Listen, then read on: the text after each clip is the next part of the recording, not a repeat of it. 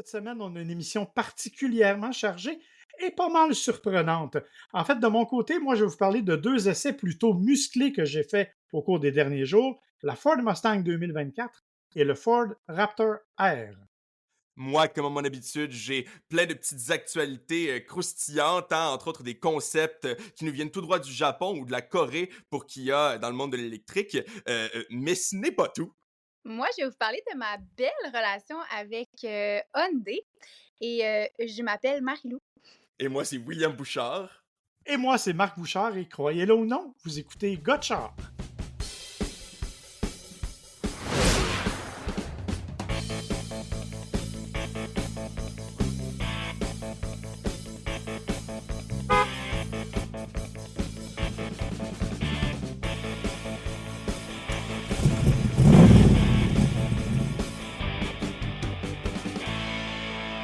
Alors oui, on vous l'avait promis, on avait une petite surprise pour vous. Ben, elle est avec nous, c'est Marilou. Merci d'abord d'être avec nous. Oui, Ça me fait merci. plaisir, ça me fait très plaisir. Moi, je suis toujours dans un environnement très féminin au travail.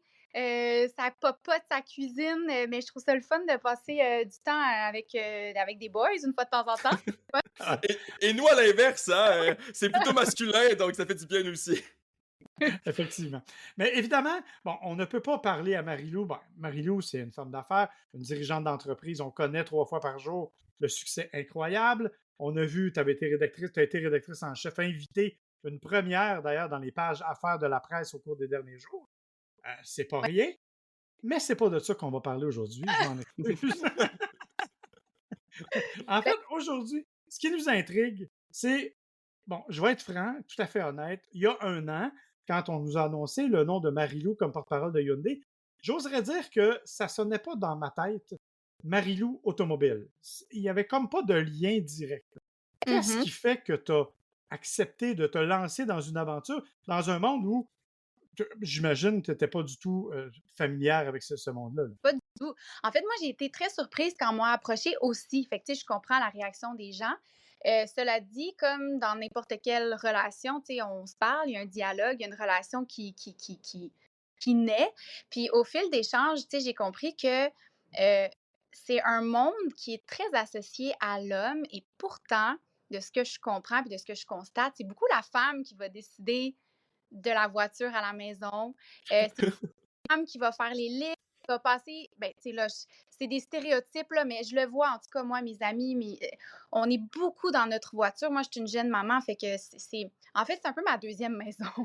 Puis après Mhm. ça, c'est de dire, ben, écoute, j'en ai vraiment besoin, j'habite en banlieue, j'aime que ma voiture soit pratique, confortable, qu'il y ait de la place pour les 18 enfants, parce que moi, j'ai le palissade, là, fait que c'est vraiment pratique, j'embarque tout le temps le quartier au complet dans le char.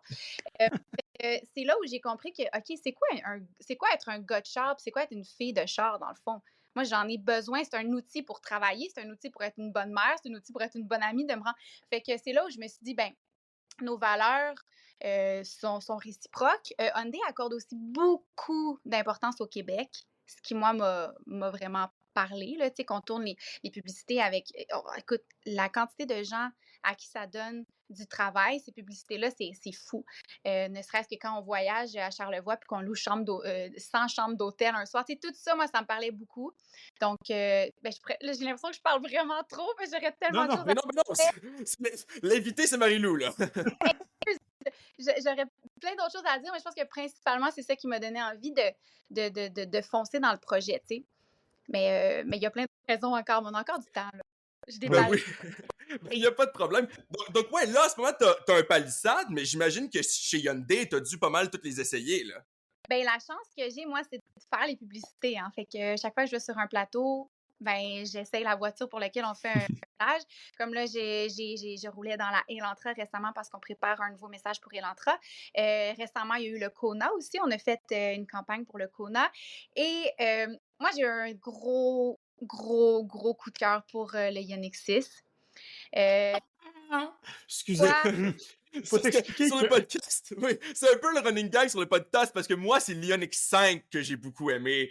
Et Donc, moi, et moi, c'est l'Ioniq 6. Alors, il y a toujours un débat. Chaque fois qu'on parle de Hyundai, il y a un débat entre les deux pour savoir laquelle est la meilleure. Je donc suis heureux de savoir que c'est la Hyundai. voilà. Fait que je vous dis.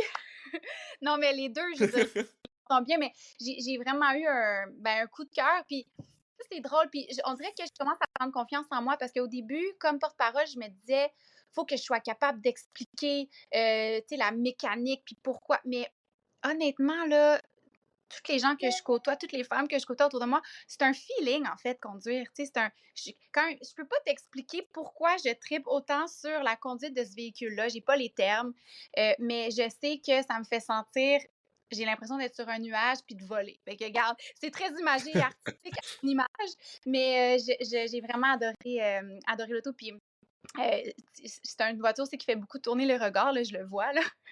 Fait que, Mhm. fait que oui, j'ai la chance d'essayer. Puis là, j'ai hâte d'essayer le nouveau Santa Fe. Je sais pas si vous avez vu les images. Oui, bien Oui. sûr. C'est, moi, c'est le prochain que je veux. Là. J'ai tellement hâte de le voir, j'ai hâte de le conduire. On a un message probablement au début d'année qu'on va faire. Là, fait que je vais pouvoir l'essayer avant. Va falloir rester à l'affût pour te voir à bord du Santa Fe. Mais justement, là, on va peut-être switcher un peu là, de Hyundai pour quelques questions. Moi, j'avais une question. Là. Avant tout ça, là, Marie-Lou à 16 ans, 17 ans, c'était quoi ton premier char avant toute cette histoire-là de Hyundai? Là? Moi, là, faut que vous sachiez que j'allais pas à l'école, OK? Fait que mon adolescence, je l'ai passée dans une maison à Boucherville où j'étais loin de tout, j'étais très isolée. Fait que conduire, avoir mon permis à 16 ans, là, c'était là, je m'étais fait un calendrier puis je comptais les dodos. J'avais tellement hâte, puis je me suis acheté ma voiture avant d'avoir mon permis. Euh, OK. une Golf noire. Puis ça a vraiment été déterminant là, le moment où j'ai eu ma Golf puis que j'ai pu conduire puis avoir une vie maudite affaire. J'étais pognée toute seule pendant que tout le monde était à l'école. Je vais m'en souvenir toute ma vie. Là, j'étais partie du parking de mes parents. Mon père avait le moton, puis j'ai ma vie. On dirait que ma vie, une deuxième vie qui a recommencé quand j'ai eu mon permis. Ben, t'as-tu encore un peu cette association-là avec l'auto aujourd'hui? Est-ce que pour toi aussi, c'est encore un peu un symbole de je peux aller n'importe où, je peux faire ce que je veux? Oui, mais c'est sûr que là, tu sais, c'est comme un luxe que je prends pour acquis maintenant, vu que ça fait une couple d'années que j'ai mon Ben, permis. c'est Mais sûr. sûr que j'aime ça. Moi, là, je vais vous dire un secret, j'aime beaucoup me faire conduire. Oh, je sais que j'aime conduire, je le fais à tous les jours, mais on dirait que tu sais, les gens aiment prendre l'avion. Puis, tu sais, mais moi, être assis, passager dans la voiture, écouter de la musique, regarder les paysages, c'est un feeling que j'aime. Surtout, tu sais, au Québec, avec les paysages qu'on a. Mhm. Fait que je trouve qu'il y a des beaux moments qui se passent dans la voiture, puis des belles conversations aussi. On dirait que parce qu'on n'est pas face à face à l'autre, c'est moins intimidant d'avoir des conversations dans un char. Je sais pas si vous êtes d'accord. C'est comme si on n'a pas besoin de, tu sais, on voit, c'est comme notre angle sur le côté qui voit, puis moi, j'ai vécu des beaux moments, des beaux échanges aussi dans des voitures. Fait que oui, c'est Je- une liberté puis d'échange. Dans l'émission d'aujourd'hui, je vais parler un peu plus tard d'un sondage qui a été fait auprès de 4000 répondants. Et une des questions, justement, c'était qu'est-ce que vous aimez le plus en voiture? Et 13% des gens disent qu'ils utilisent leur randonnée en voiture pour avoir des discussions avec les gens avec qui ils sont. Donc, voilà. J'ai-tu le droit de dire des choses que j'haïs en auto? Ben oui, Bien bien sûr! sûr!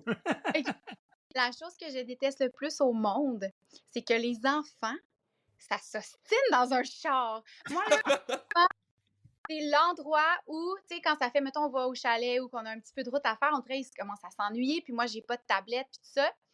Puis ça commence à s'ostiner, puis tu sais, on est pognés ensemble. Là. Fait que ça, dans ce temps-là, là, je trouve ça petit, un palissade, je le trouve petit.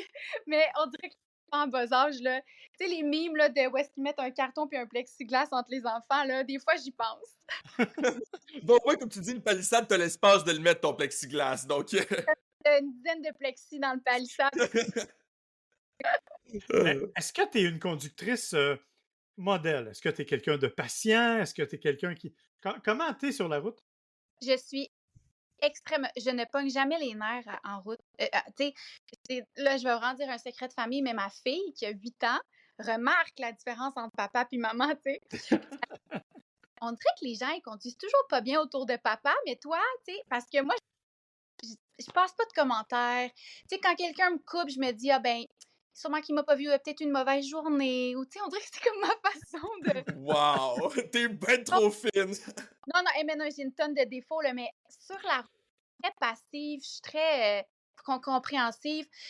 Puis Ben, tu sais, une conductrice modèle, ça, je sais pas, par exemple, là, tu sais, je respecte le code de la route, puis je suis prudente, mais après ça, est-ce que je suis une conductrice? Je vais permettre à l'épreuve de test, voir si je suis bonne pour des défis. Ouais, ça dépend peut-être aussi de la voiture qu'on conduit. Hein. C'est plus facile avec une Ioniq 6 de, disons, se laisser aller à l'enthousiasme qu'avec un Palisade, qui est quand même un gros VUS confortable, mais c'est C'est vrai. pas le Puis même le genre.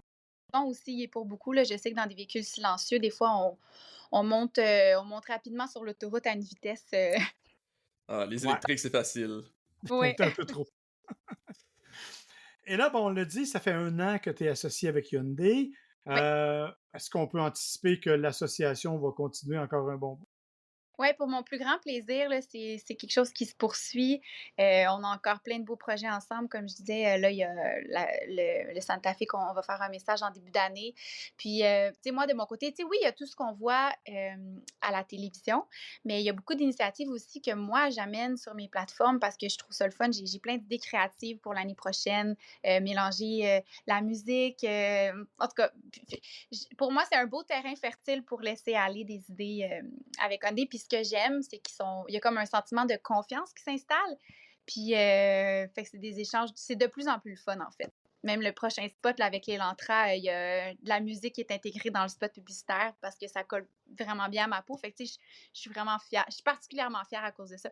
Puis j'ai vu, on a un gros billboard devant le pont Champlain qui a été installé la semaine passée. Je pense que c'est le plus gros que j'ai vu ma face à ce jour. J'étais avec le nouveau Kona. Bon, fait que ça finira pas de sitôt, en d'autres termes. C'est le fun Non, d'entendre, par contre, hein, que tu puisses intégrer tes propres idées, ta créativité, vraiment, ça explique sûrement certains aspects, justement, différents de ce que vous faites, là. C'est vraiment le ben oui. fun. Puis c'est vraiment c'est vraiment comme un travail de collaboration. Tu sais, c'est pas, tiens, tes textes, ma belle, puis mets ta face là, puis on l'utilise. C'est Ah, c'est bien l'antipode. ça. C'est ça qui est le fun, ouais. Ben, c'est génial. Ben, écoute, merci beaucoup d'avoir été avec nous pour cette petite présence. La prochaine fois, ben, on fera ça en studio et on ira te chercher pour te conduire jusqu'au studio. Ça te fera Oui, plaisir. On s'assurera, oui. tant que vous vous estimez pas comme mes filles après 30 minutes de route, je vais embarquer avec vous. On Hey, s'obstine pas, on chante ensemble, nous. C'est ce qu'on fait en voiture. on a passé Bon, 10 heures ensemble, aller-retour Toronto, William et moi. Et William était en charge de la musique. Et pendant 10 heures, il m'a mis les playlists de tunes les plus quétaines qu'il pouvait trouver. Ouais, sauf que elle nous bat au niveau de la voix. C'est le seul problème, en tout cas. moi, je vais Merci beaucoup, en tout cas. faire- merci pour l'invitation, puis quand vous voulez. Ben, merci beaucoup. Génial. Bye bye. Salut, bye. Évidemment, on va dire encore merci à Marie-Lou. On était très heureux de l'avoir avec nous. Ça a été une conversation, ma foi, plutôt instructive. Eh ben oui, hein, pas mal différent de ce que je m'attendais. Super, super drôle, super gentil, vraiment. J'espère qu'elle va accepter de revenir. Mais tu parlais d'un sondage, hein, quand on parlait avec Marie-Lou. Ouais, je pense qu'il y a des sondages comme ça qui valent la peine d'être mentionnés. Écoute, je vais être honnête, là, je ne mettrai pas ma paye sur la valeur scientifique de ce sondage. OK? On parle de 4000 répondants, essentiellement en Europe. C'est un sondage que l'on a fait sur différents éléments, entre autres, justement, sur la présence ou le lien qu'on a avec l'automobile.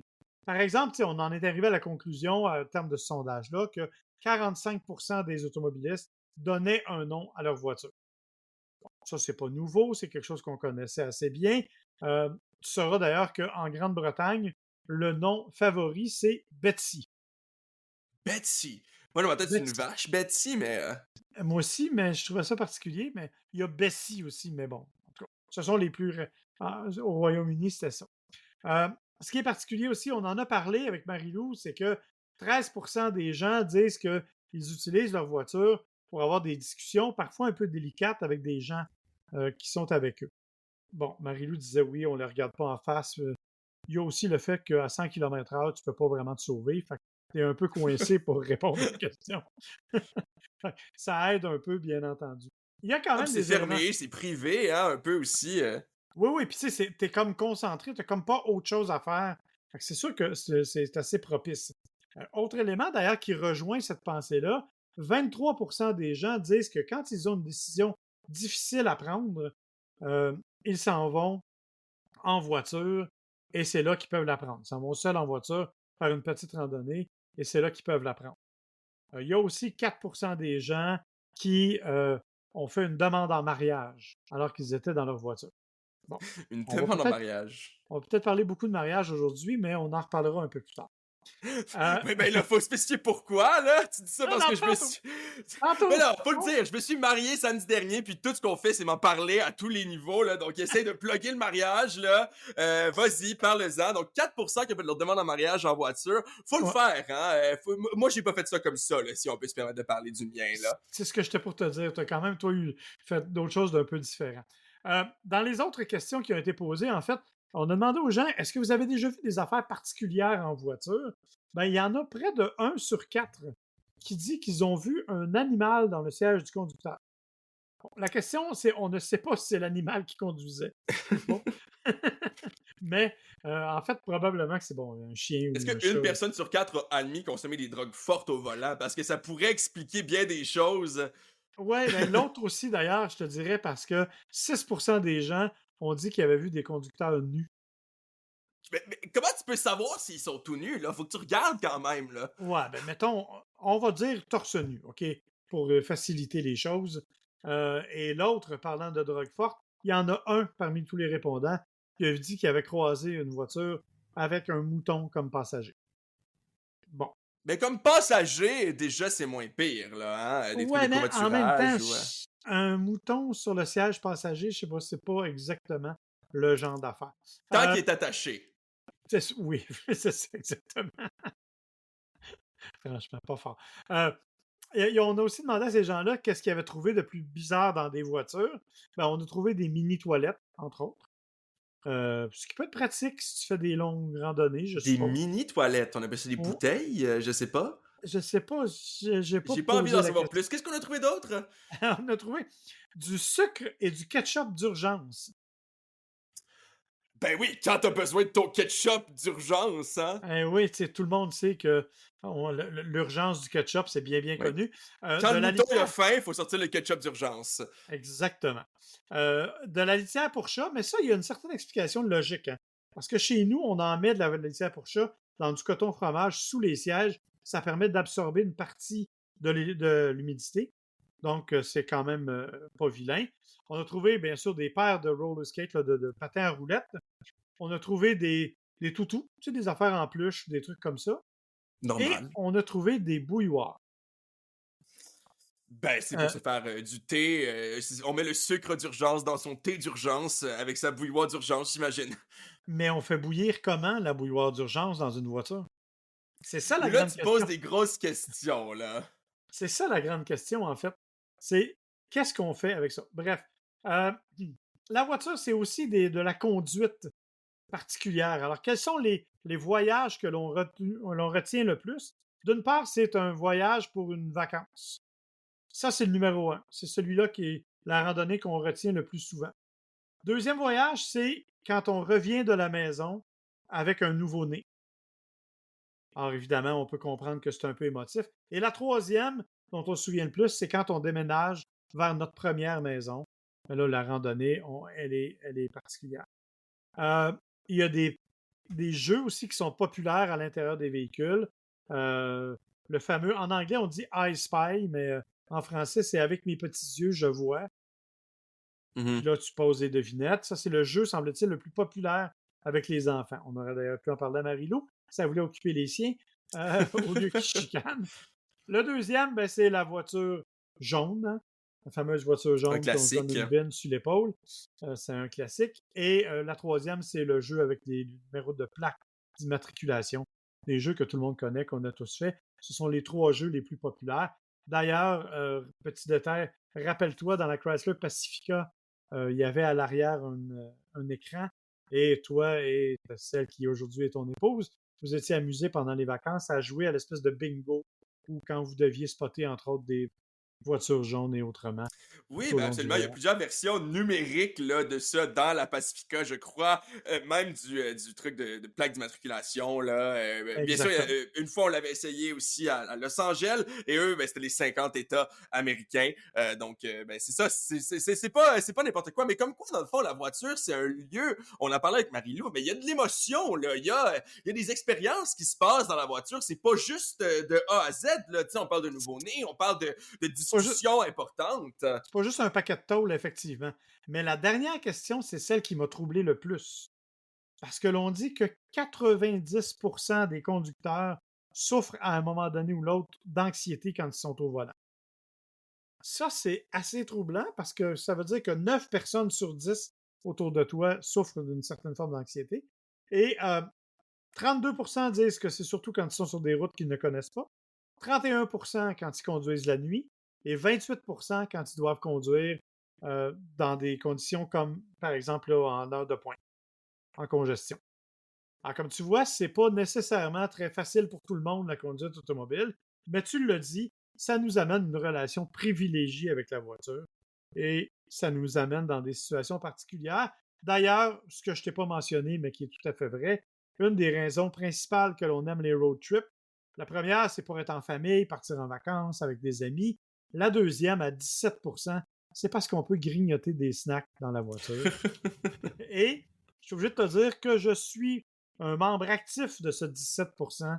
Parce que moi, quand je pars, puis tu sais, on part avec ta mère et avec toi, hein, on s'arrête. Faut encore. On s'arrête dans un dépanneur, on va aller s'acheter des chips, des jujubes et du beef jerky parce que c'est l'endroit par excellence pour manger du beef jerky.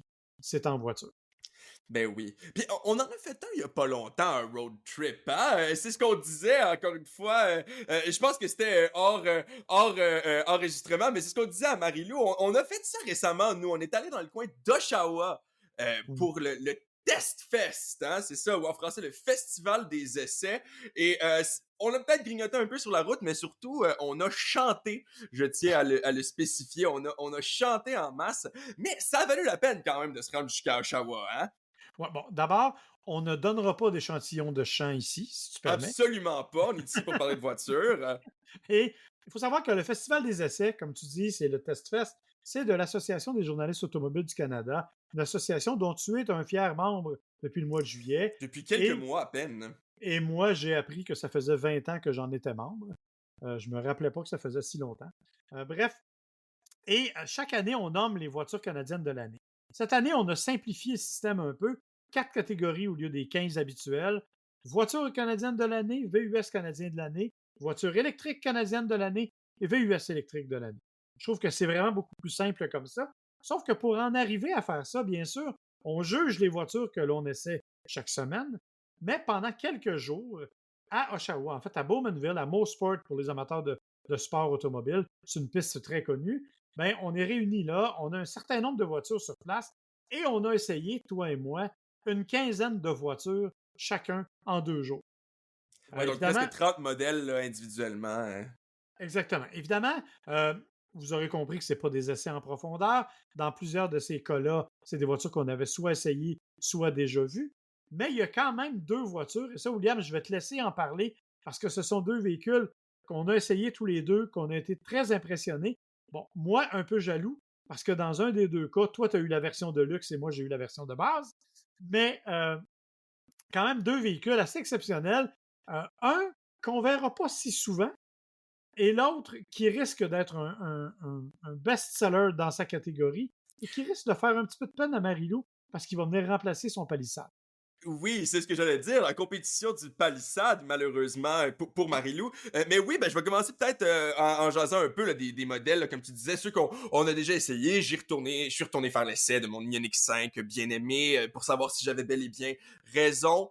S'il vous plaît, Hyundai, j'aurais dû le dire à Marilou, mais rajoutez le Apple CarPlay Android Auto sans fil, c'est la seule chose que je vous demande. C'est la seule chose qu'il vous faut, puis j'aurais voté pour votre Ioniq 5 à fond la caisse. C'est une blague. Mais on a essayé d'autres modèles qu'on avait déjà vu aussi. J'ai fait mon premier essai d'une Nissan Z, qui était, ma foi, une expérience assez intéressante en termes de petit feeling, de performance. J'ai essayé des Subaru Impreza, mais c'est pas de ça qu'on vient parler aujourd'hui. Là. Les 2 essais que tu mentionnais, on va commencer avec le best-seller, c'est le Kia EV9 qui, pour le moment, hein, est même pas encore sur nos routes, est même pas encore disponible. Nous, on a eu la chance d'en faire l'essai pratiquement en exclusivité. Là, il y avait eu quelques autres essais, entre autres en Californie, je crois, là, avant, mais Exact. on était parmi les premiers à l'essayer. Puis, comme tu dis, même catégorie que le Palisade. Donc, on est dans un gros habitacle spacieux, 3 rangées, bien sûr aussi, là, EV, quelque chose chez Kia, c'est synonyme de électrique, hein? Donc ça, c'est surtout la grande différence, le grand point positif, si on veut, quand on apprécie l'électrique là, pour le V9.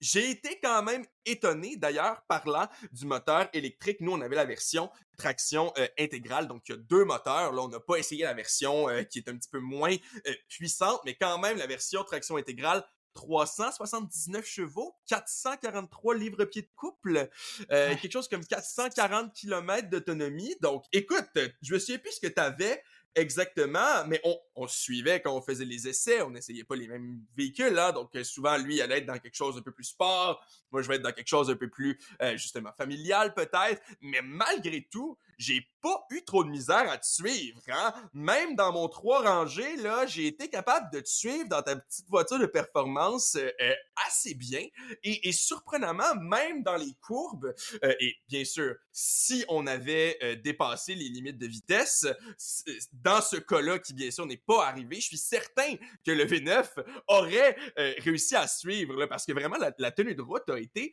assez impressionnante, je te dirais. Maintenant, je suis obligé de mentionner un aspect que toi et moi, indépendamment, là, on a relevé. Le confort, au moins au niveau conducteur, hein, parce que quand on a une petite demi-heure comme ça, difficile de faire le tour des sièges. Là, j'ai essayé pour certains, mais pas le V9. Mais je suis obligé de dire que le confort niveau conducteur serait à retravailler. Puis tu disais que j'avais bien raison avec ma comparaison avec une chaise de dentiste.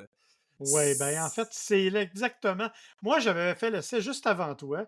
Je t'ai laissé la voiture et t'es parti avec. Et la première chose que tu me dis, ça a été, mon Dieu, on dirait que je suis assis dans une chaise de dentiste. Et ça m'a tellement amené l'image. C'est exactement ça que j'ai ressenti quand j'ai pris le volant du EV9. C'est un peu le seul problème, entre guillemets, parce que, ben, c'est sûr, là, c'est pas la même profondeur que quand on le laissait une semaine, mais difficile de dire, par exemple, qu'il est pas agréable à conduire ou qu'il a pas l'espace ou qu'il remplit pas les besoins de sa catégorie, hein, parce que ça, à ce niveau-là, j'ai rien à redire, mais c'est difficile d'apprécier tout ça quand, justement, on a une position un peu rigide, on a un siège qui est pas très rembourré, puis surtout, moi, l'affaire qui m'a fait le plus penser à une chaise de dentiste, c'est l'appui-tête qui est placé juste un peu trop à l'avant. Faut vraiment le voir pour le croire. Là, c'est un peu étrange où t'as le cou légèrement cassé. Écoute, faut dire que si on avait eu une semaine avec, peut-être que j'aurais fini par jouer avec les paramètres assez pour trouver une position que je trouvais agréable, mais pour que les deux comme ça, on se dise, ouais, le siège à retravailler, peut-être que c'est pas juste moi. Puis en fait, il n'y a pas seulement que la forme et l'appui-tête, il y a aussi l'épaisseur même du coussin, où on avait l'impression qu'il était très dur, qu'il était. J'avais vraiment la sensation, là, je disais à la blague, d'être assis sur un coussin de chaise de patio, là. Tu sais, un coussin qui est à peine épais, puis que. Puis il y qu'on a- attache sur la chaise en bois, là, oui, je vois ce Ouais, que tu veux dire. c'est un peu ce feeling-là que j'avais. Je trouvais que c'était vraiment pas confortable. J'aurais pas fait l'aller-retour vers Oshawa au volant du EV9. Je me serais. Ben, écoute, peut-être qu'à terme, comme tu dis, on aurait trouvé une position qui aurait été correcte. Mais honnêtement, suite à mon essai, je suis sorti de là un peu déçu de ça. Mais pour le reste, tu as raison. L'ergonomie, c'est intéressant. Les écrans, bien sûr, on se retrouve dans tout ce que Kia nous propose déjà comme véhicule électrique. On n'est pas là dans quelque chose on n'a pas réinventé la roue. On arrive avec un véhicule qui est efficace, qui va bien, mais effectivement, un petit bémol pour le siège que j'ai pas particulièrement apprécié. Puis aussi, il y a des gens qui disent qu'ils le trouvent laid là, sur Internet si on regarde. Bon, ça, c'est vraiment une histoire de goût personnel. Moi, personnellement, j'ai trouvé qu'il rendait mieux en personne qu'en photo, premièrement. Puis Oui. deuxièmement, j'ai trouvé que les couleurs aussi là, qu'on avait étaient assez agréables. Bon, écoute, ça, c'est vraiment une histoire personnelle. J'ai rien d'autre à dire là-dessus que le siège. Mais j'avoue que j'ai un petit peu hâte de passer à l'autre modèle qu'on a essayé un peu en exclusivité, si tu me permets, là. Oui, parce que c'est pas un modèle qu'on va voir tous les jours, c'est sûr. Et je crois pas que c'est un modèle qu'on va voir sur la flotte de presse non plus, qu'on va pouvoir essayer comme ça là, pendant une semaine. Encore faudra-t-il le voir, mais je te parle de la Lucid Air. Et moi, j'avais la version Touring, hein? Donc, effectivement, comme tu le dis, toi, t'as essayé la version Pure, qui est la version de base. Oui, c'est ça, la version Ouais, de oui, base. oui. Je crois que tu avais la version Pure TI, qui est légèrement plus forte, mais bon, peu importe, qui est en gros la version de base. Et moi, j'avais la version Touring, qui est un peu plus haut de gamme, entre autres avec un toit en verre, qui donne un look vraiment intéressant. Là, je suis obligé de dire, le toit en verre. Mais si on parle de toute la gamme, il y a aussi une version qui s'appelle Saphir, que elle, je crois qu'on va jamais voir ni sur la route, peut-être dans un salon de l'auto, qu'en sais-je, Ouais. mais qui, elle, vaut quelque chose comme 350 000 $. Sinon plus, Ouais. là, si je me souviens bien. J'ai même pas été voir le prix parce que je pense pas que ça va vraiment changer grand-chose à quelconque de nos auditeurs. Tout ça pour dire, on n'est pas dans le même registre que le V9. Là. On est dans un véhicule grand luxe, un espèce de mélange entre véhicule de performance, là, parce qu'on parle quand même de 620 chevaux de puissance combinée, 738 livres-pieds de couple combiné. Donc, on est vraiment dans quelque chose qui se veut hyper performant, mais avec un emballage de luxe, là, si tu veux. Là. Donc, quand je parlais de la Z, là, ça, c'est plus performance. Mais là, c'est comme on a voulu donner, et c'est électrique, hein, il faut le spécifier. Oui. Et c'est vraiment une espèce de, je sais pas, peut-être que Genesis est une autre des compagnies qui pourrait avoir des véhicules similaires, mais vraiment on a joué la carte là, du ultra luxe expérience et si je peux me permettre de la gamique un peu là. Parce que ce qu'il faut noter c'est que tout tout tout est contrôlé à partir d'écrans tactiles. Et quand je dis tout, là, je veux dire tout. Premièrement, les miroirs sont ajustés avec des écrans tactiles. Le siège du conducteur et du passager sont... Ben, tout est ajusté avec un écran tactile. Le coffre à gants s'ouvre à partir de l'écran tactile et il y a 2 écrans tactiles, sinon même 3, je crois, dépendamment de comment on considère les écrans comme coupés. Là, c'est un peu étrange. Entre autres, pardonnez-moi, avec un écran qui va être à l'endroit standard du système d'infodivertissement dans le centre de la console, puis un autre qui va être un peu à l'endroit où notre main arrive quand on est sur l'appui-bras, qui est à l'endroit où on aurait normalement un bouton, les boutons normalement, ou les boutons rotatifs aussi, là, qu'on a sur beaucoup de modèles, mais là, c'est un écran tactile. Essaye d'ajuster ton siège ou ton chauffage pendant que tu conduis avec un char à 600 chevaux sur un écran tactile qui est à l'endroit où il y a ta main.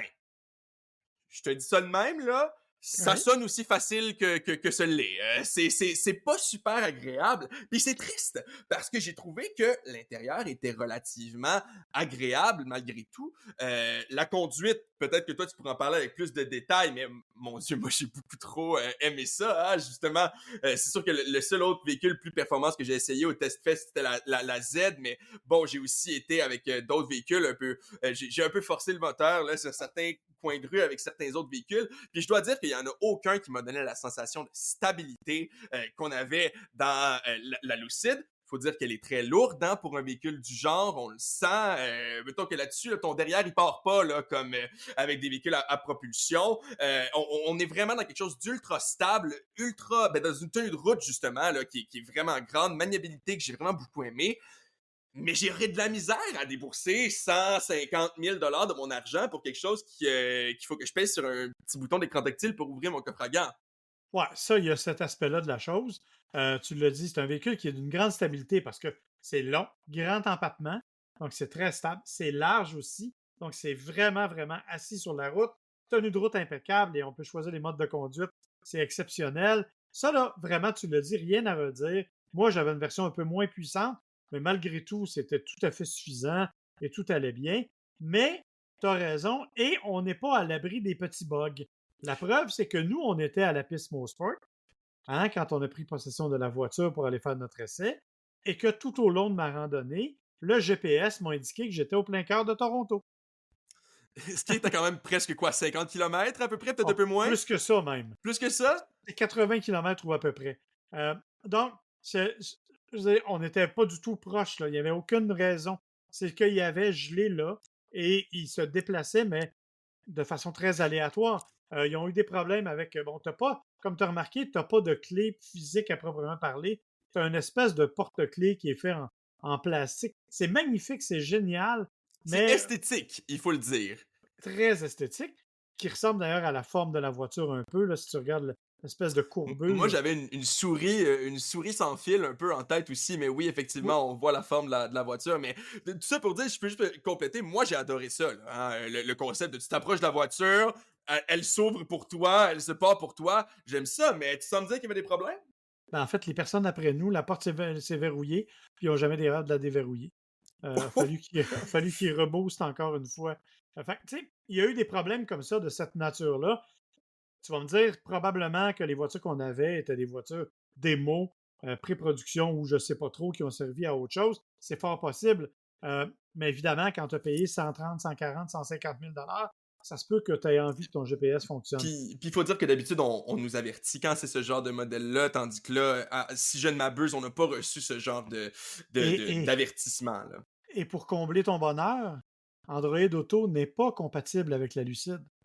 Et pas D'aucune juste pas façon. sans fil, oui, c'est ça, et pas juste pas sans fil, mais zéro Android Auto. Et moi j'ai un iPhone, toi t'as un Android, moi je me suis connecté sans problème, on l'a essayé les deux en même temps, et toi t'es sorti, puis on a littéralement été demandé au gars, puis j'avoue avoir été surpris de savoir, il doit y avoir une entente avec Apple Commercial, d'exclusivité, là, il doit y avoir de l'argent quelque part là-dedans. J'ai pas osé poser la question, mais j'avoue que ça m'a un peu surpris. Puis justement, j'ai vu un peu le lien entre Apple et Lucid. Hein? C'est un peu le même feeling. On va te donner la magnifique clé tellement esthétique avec le moins de boutons possible et tout ça. Ben là, on se ramasse un peu avec les souris de Mac qui ont pas de clic droit. Hein? C'est très esthétique, mais après ça, il y a des fonctionnalités peut-être qui fonctionnent un peu moins. Puis je trouve que c'est surtout difficile à admettre dans un véhicule où le moins cher est à un prix de base de 119 000, sans les frais, sans les taxes, sans rien. J'ai un peu de la misère à accepter tout ça venant de ça. J'aurais été plus indulgent, je crois, là, sur un véhicule qui se voulait moins, justement, de grand luxe. Je suis tout à fait d'accord, mais évidemment, tu auras compris que oui, c'est très cher pour. Mais c'est. Écoute, on ne peut pas nier la qualité de la tenue de route de la conduite, c'est clair. On ne peut pas nier la qualité du moteur électrique qui est exceptionnel. La recharge est, semble-t-il, très rapide. On n'a pas eu l'occasion de la vivre, mais il semble que ce soit très rapide. Mais on ne peut pas s'empêcher de penser qu'il y a peut-être encore des petits bugs qu'on aurait souhaité voir réparés. En tout cas, ça a Ben, il quand même faudra été une expérience. l'essayer. Il faudra l'essayer quand elle va sortir pour vrai. Effectivement, elle est sortie, en fait. Il y en a sur la flotte. Il y a même un concessionnaire à Laval. Mais il y en a. Mettons que c'est un peu au compte-goutte là, comme distribution. J'aurais dû dire, pour vrai ici, je voulais dire Ouais. en quantité raisonnable. Parce que oui, effectivement, elle est disponible, mais comme tu disais au début de l'émission, je doute qu'on va vraiment en voir énormément sur la route. Non, effectivement. Écoute, ben écoute, le test fait, on pourrait en parler longtemps parce qu'on a essayé pas mal de voitures. On va revenir peut-être sur d'autres modèles et sur les votes une fois que les finalistes auront été connus. Ce sera plus tard. Mais moi, je vais faire le saut de la voiture qui tient la route en électrique à la voiture qui tient la route en brûlant du gaz un peu. Puisque j'ai fait l'essai de la Ford Mustang 2024 il y a 2 semaines. Un véhicule que, écoute, je ne suis pas au départ un fan de Mustang. OK? Moi, je suis le fan du Challenger parce que je trouve qu'il nous ramène le plus aux années traditionnelles, des années 60-70. C'est le véhicule qui a conservé le plus son aspect de nostalgie. Donc, la Mustang, peut-être moins. Le Challenger, c'est fini. La Camaro, ça achève. Alors, si je veux me tourner vers un muscle car, mon choix commence à être limité. Et pour le 60e anniversaire de la voiture, de la Mustang, ben, on a redessiné le véhicule un peu. Redessiné le véhicule à l'extérieur brièvement. À l'avant, on n'a pas touché grand-chose. À l'arrière, on a conservé la signature visuelle, les 3 phares verticaux qui sont séquentiels. Donc, quand tu clignotes, c'est 3 un après l'autre. Qu'on a mis aussi sur la Mach-E d'ailleurs. Mais bon, c'est très Mustang. On a fait des ailes un peu plus rebondies, un peu plus rondes. Ce qui a fait dire à plusieurs personnes quand j'ai posté les photos que ça ressemblait un peu à une Camaro. Mais bon, c'est pas faux, mais c'est pas exactement vrai non plus. Euh, En revanche, c'est tout à fait une Mustang en termes de comportement. À l'intérieur, on a tout changé. On n'est plus du tout dans la Mustang traditionnelle. On est dans la Mustang avec un double écran. On dit qu'on s'est inspiré des avions de chasse. Donc, on a double écran tactile. On a un frein électronique, certains avec une poignée pour aider on peut même faire du dérapage contrôlé avec certains modèles. Donc, on a vraiment voulu jouer cette carte-là très moderne. Mais pour ceux qui s'ennuient des affichages traditionnels, ben, on a un petit bouton qui permet de changer l'affichage pour aller retrouver l'affichage qu'on appelait les Fox Body, là, 1987 à 1993, les cadrans verts. Les maniaques de Mustang adorent cette période-là, donc ça va les rassurer un peu avec ça. Pour le reste, bien évidemment, on parle d'un véhicule qui est performant. Moi, j'avais la version GT coupée, donc le 2 portes à toit rigide, V8 5 litres, 480 chevaux au lieu de 450 comme auparavant. Un véhicule qui se démène considérablement. Moi, j'avais la boîte manuelle, mais elle est disponible aussi avec un automatique, bien sûr. C'est un véhicule vraiment le fun, vraiment agréable. Moi, j'aime beaucoup. Et ce que j'ai aimé, en fait, c'est qu'on ne se bat plus avec la voiture. Dans certains cas, tu sais, les muscle cars, c'est le cas du Challenger, je n'en m'en cache pas. Prendre des virages de façon un peu dynamique, c'est un combat de tous les instants. Dans le cas de la Mustang, c'est pas du tout le cas. C'est vraiment agréable, ça tient la route, les suspensions sont impeccables. Donc, on parle d'un véhicule qui est très intéressant, qui a été bien renouvelé, qui a été bien monté et qu'on aura l'occasion, bien sûr, probablement d'essayer davantage. En tout cas, je l'ai essayé pendant une semaine et je l'ai beaucoup aimé.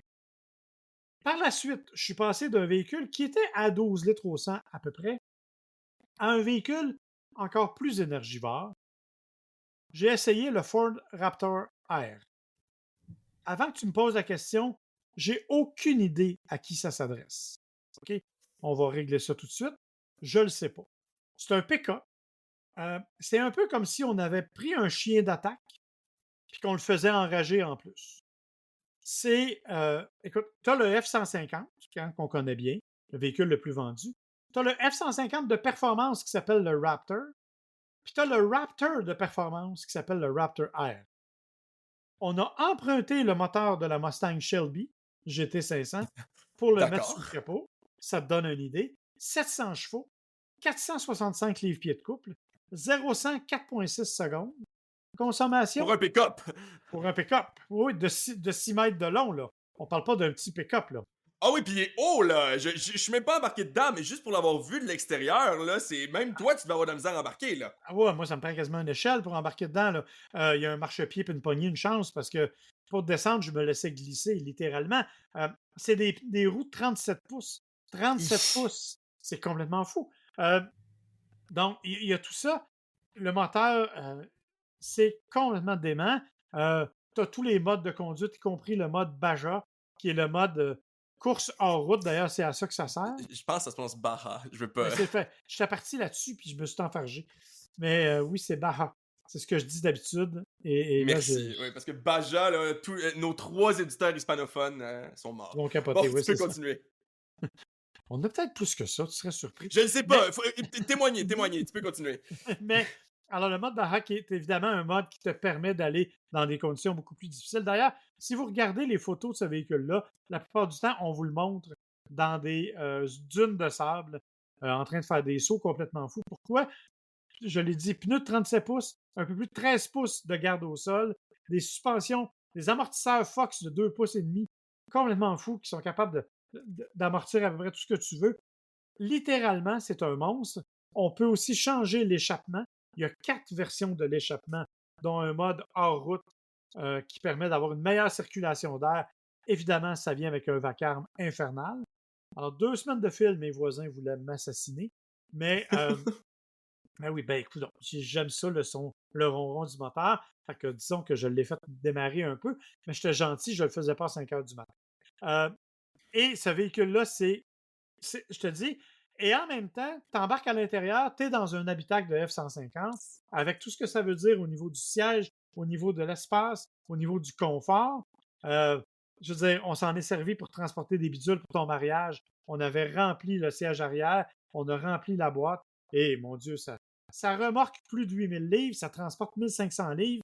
Il y a même le système de Pro Backup Trailer Assist à l'intérieur qu'on peut utiliser. Alors, dans l'ensemble, c'est vraiment un véhicule qui est exceptionnel. Il y a le fameux levier de transmission qui s'abaisse, puis qu'on peut mettre une table par-dessus. Tu sais, tu as tout le confort, système Sync 4 avec un grand écran tactile. Tout est là. 149 000 ma version d'essai. Et je pense que ça, on va le payer en 1 an aussi à la pompe, hein? Ouais, ben en fait, comme j'ai dit, j'ai pas fait l'aller-retour au Québec avec parce que ma deuxième hypothèque n'a pas été acceptée. Mais c'est, écoute, sérieusement, c'est 19,7 litres au 100 de moyenne et ça roule au super, En plus! au plus. Alors, partir de chez moi, aller et retour Québec, ça m'aurait coûté un peu plus de 200 en essence. Aïe aïe! Alors, bon, évidemment, sauf que je te l'ai dit d'entrée de jeu, je ne sais pas à qui ça s'adresse, mais pour moi, ça a été une expérience hyper le fun, hyper agréable, que j'ai vécu pendant une semaine et j'ai trouvé ça absolument génial. Est-ce que je m'en achèterais un? Ben écoute, il faudrait que j'aie un besoin très précis. Mais tu sais, si je voulais m'acheter un pick-up, je l'achèterais parce que j'en ai besoin pour remorquer, transporter des trucs. Et c'est même pas celui qui en fait le plus. Alors, je ne sais pas où tu as vraiment besoin d'un Raptor R, mais dis-toi que tu n'en verras pas souvent. Hein? Le R, là, il pourrait être là pour rare. Ça pourrait faire la même affaire parce que tu n'en verras pas beaucoup, bien entendu. Mais c'est tout un véhicule, c'est spectaculaire. Ben Voilà. merci de nous avoir parlé de ça. J'avoue que moi non plus, je vois pas vraiment l'utilité de ça quand on parle même pas du plus fort, mais écoute, hein, je salue la personne qui en a besoin au Québec. Effectivement. Mais tu vois, je suis revenu de Québec avec un autre véhicule, je dois le dire, parce que je suis allé à Québec quand même, mais sans le Raptor R. Et quand je suis revenu de Québec, j'ai croisé 2 Raptors ordinaires. Donc le Raptor est populaire, c'est vraiment le R là, qui va être Le plus R rare. est Eh ben, exceptionnel, mais il y a quand même près de 200 chevaux de plus aussi en termes de puissance. quand même, hein, c'est pas rien. Bon, ben laisse-moi terminer notre épisode. Ce serait pas un épisode de Godchar si j'avais pas quelques nouvelles un peu niaiseuses à te partager à la fin. Elles sont pas toutes niaiseuses, mais on a parlé de mariage à plusieurs reprises. J'ai vu une nouvelle qui me prouve que peut-être que je suis pas la bonne personne pour animer un podcast qui s'appelle Godchar, parce que moi, mon mariage, il était pas comme celui que je vais te parler. Alors, un couple de Saint-Louis au Missouri s'est marié à Las Vegas. Bon, ben jusque-là, pas grand-chose de spécial. Mais Ouais, là, ils se sont mariés au Las Vegas Motor Speedway OK. dans le pit pendant une course de NASCAR. Attends. Pendant la course. Et pas rien que pendant la course, mais bel et bien pendant un changement de pneus.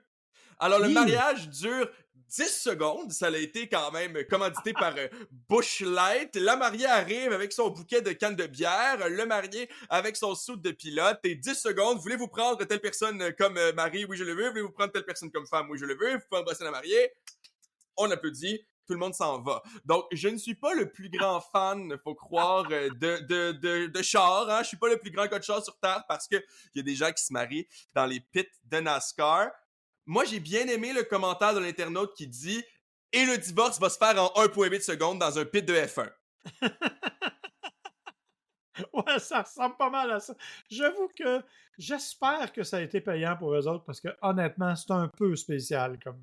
Ben écoute, si c'est des grands fans de NASCAR, je leur souhaite une longue vie, n'est-ce pas, à ce nouveau couple marié, mais c'est pas mon mariage qui a eu l'air de ça. Non, Maintenant, vraiment pas. si tu me permets d'être un peu plus sérieux, hein, dans les prochaines semaines, tu voulais en parler des ventes de véhicules électriques, hein? Oui, parce qu'en fait, on est vraiment dans une période de mutation à plein de niveaux. Puis oui, effectivement, on va prendre un sujet et on va en parler un peu plus en profondeur dans un prochain épisode. Mais pourtant, en gros, sans spoiler le prochain épisode, ce que tu vas nous dire, c'est que ça va pas nécessairement le mieux, aussi bien qu'on s'y attendait pour le marché de l'électrique, mais pourtant, quand on regarde ce que les compagnies nous montrent en termes de concept, en termes de nouveaux modèles là, qui sont promis à gauche et à droite, du moins quand on regarde surtout au niveau de l'Asie. Récemment, on a eu le Tokyo Mobility Show, là, qui est l'ancien salon de l'auto, qui a changé de nom et tout ça. On peut regarder aussi, comme je disais au début de l'émission, au niveau de la Corée, hein, avec Kia, qui nous présente des nouveaux concepts. De tout bord de côté, on va commencer avec Kia. C'est de l'électrique qu'on nous montre. Hein. Récemment, c'est des concepts EV3 EV4 qu'on nous a montré. Et ben, écoute, on en avait parlé rapidement là parce qu'on nous avait montré juste le look, mais là, on en a parlé un petit peu plus. Donc, c'est ça, c'est des modèles qui, on ne sait pas encore s'ils vont venir ici au Canada, mais tout ce qu'on nous présente, c'est de l'électrique. Mais moi, surtout, c'est Toyota qui m'a surpris parce que, bon, électrique, on n'entend pas immédiatement Toyota. Hein, Non, même au vraiment pas. courant des dernières années. Non, c'est ça, même c'est pas mal l'inverse. Pendant longtemps, c'était plutôt quand on pense à pas électrique, on pense à Toyota plutôt. Mais là, ce qu'ils nous ont présenté au Japan Mobility Show, c'est presque que de l'électrique. Et ça, c'est quand même surprenant, considérant qu'on parle pas juste de véhicules, là, de VUS. On a un VUS là, qu'ils ont appelé la FT3E, qui est, écoute, VUS électrique relativement standard dans le sens qu'on applique les mêmes traitements qu'on applique à justement là, les EV3, EV4, EV6, EV9 de ce monde, même chez les Ioniq 5, Ioniq 6. Là, quand on tombe dans quelque chose qui est un peu plus, Ioniq 5 plus là, pour le côté VUS, mais quand même, on parle de en avant, bien sûr, un devant qui n'a pas de calandre parce qu'on n'a pas besoin d'avoir de grille, mais plutôt des prises d'air pour augmenter l'aérodynamisme. On parle, il y en a qui sont pas super angulaires, hein. L'Ioniq 6 est reconnu justement pour être super ronde, mais là ici quand on regarde la FT3E, je le répète, donc le VUS, mais aussi la FT SE, qui est une sportive électrique qu'on nous a montré, on joue vraiment dans les angles un peu plus là, du côté de Toyota. Donc ça va être intéressant à suivre, surtout quand on considère que on nous a pas montré juste des autos, hein, comme je disais. Il y a le Space Mobility, qui est un genre de VTT électrique, le Landhopper, qui, écoute, je sais pas comment expliquer ça d'autre qu'un petit BMX électrique. Je sais franchement pas à quoi ça va servir, mais j'avoue que c'est le concept JUU qui m'a fait le plus, ben, je veux pas dire rire, je veux pas dire sourire de côté que c'est humoristique, mais bien, c'est bien qu'on ait pensé à ça. C'est une chaise roulante électrique. Ben, ouais. Le concept JUU. Donc, écoute, je pense que ça nous montre que si c'est pas simplement la voiture, au minimum, il y a une tentative de changer tous les aspects là, de notre vie pour l'électrique. Est-ce que ça fonctionnera? Est-ce qu'on va vraiment voir ces concepts-là un jour? Surtout ici, soyons honnêtes, j'en doute, là. Non, mais je Mais pense pas. Tu sais, c'est pas la première fois que Toyota au Salon de Tokyo présente des affaires folles. Il y a quelques années, j'avais essayé un tabouret de bar mobile, entre autres, que Toyota avait présenté au Salon de Tokyo. Donc, c'est pas la première fois qu'ils nous font ça, mais effectivement, ils sont très. Ils n'ont pas aussi une espèce d'autobus qui était fait pour plusieurs passagers? ben, je ne saurais comment décrire le dernier concept. Je voulais le garder pour la fin parce que je suis un peu confus quant à exactement ce que c'est, mais je trouve ça un peu intéressant. Je vais t'expliquer pourquoi. Ça s'appelle le Kaioi Bako. Donc, si on prend le japonais, ça veut dire la boîte à transporter, si on veut. Hein. Kaioi, ça veut dire faire des trajets, commute en anglais, hein, et Hako, c'est une boîte, et ça porte très bien son nom parce que ça a vraiment l'air d'une grosse boîte.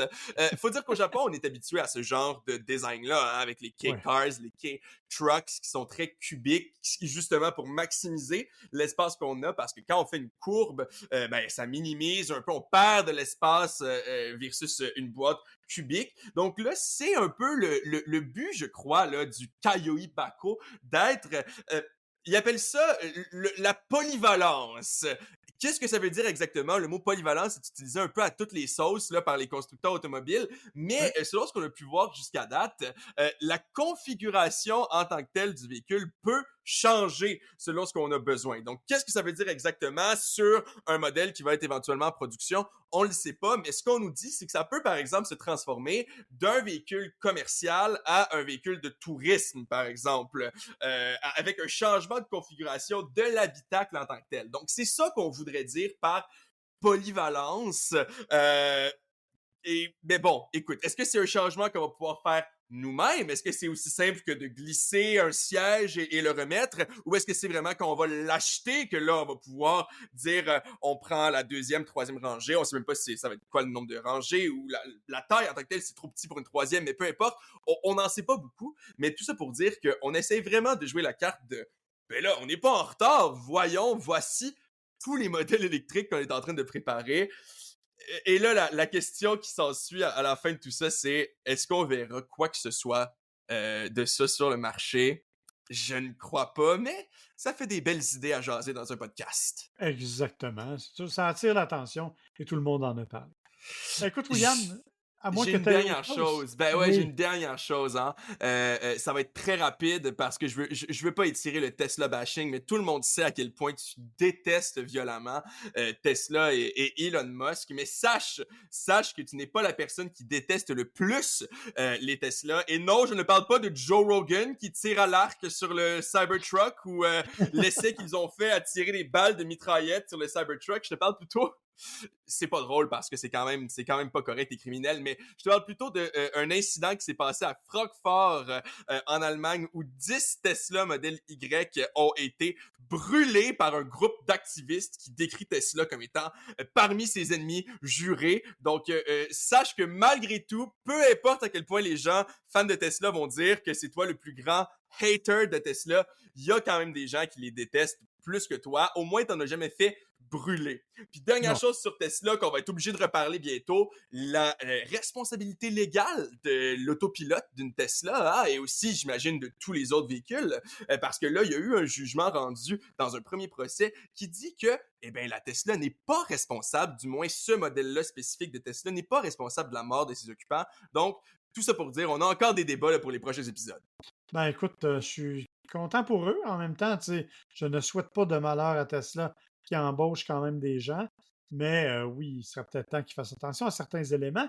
Mais tu as raison, on pourrait en reparler. Petit message d'ailleurs, si vous êtes propriétaire d'une Tesla Model Y ou Model 3 vendue au Québec, surveillez l'actualité. Il existait depuis le 13 septembre, on a accepté 2 recours collectifs, un pour la peinture sur les jantes et un pour les abonnements au service LTE qui ont été facturés sans autorisation. On parle d'amendes qui pourraient aller jusqu'à 23 millions de dollars pour Tesla. Donc, suivez ça dans les médias, ça vaut la peine. Alors là-dessus, mon cher, je pense que c'est ainsi que se termine notre émission un peu particulière cette semaine. Un peu Euh, plus longue, mais ça valait la peine. un peu plus longue avec une invitée vraiment agréable. Donc, on vous remercie d'avoir été à l'écoute. Bien sûr, on vous invite à vous abonner au podcast Gotchard que vous retrouvez sur l'ensemble des plateformes. Vous pouvez aussi nous envoyer des messages. On a vu qu'on avait activé des éléments sur Spotify. C'est maintenant possible de nous envoyer des messages sur Apple aussi. Bien sûr, ça nous fait plaisir et ça nous aide un peu à grimper dans les classements. Donc, c'est vraiment très agréable. Vous pouvez nous voir sur la page Facebook Gotchard Podcast, bien entendu. Sur l'Instagram aussi, Gotchard Podcast, même si on n'est pas très actif. Et sur nos pages Facebook personnelles, Marc ou William Bouchard. Si vous avez des questions, ça nous fera grand plaisir d'y répondre. Alors, sur ce, mon cher William, je te dis à la prochaine. À la prochaine!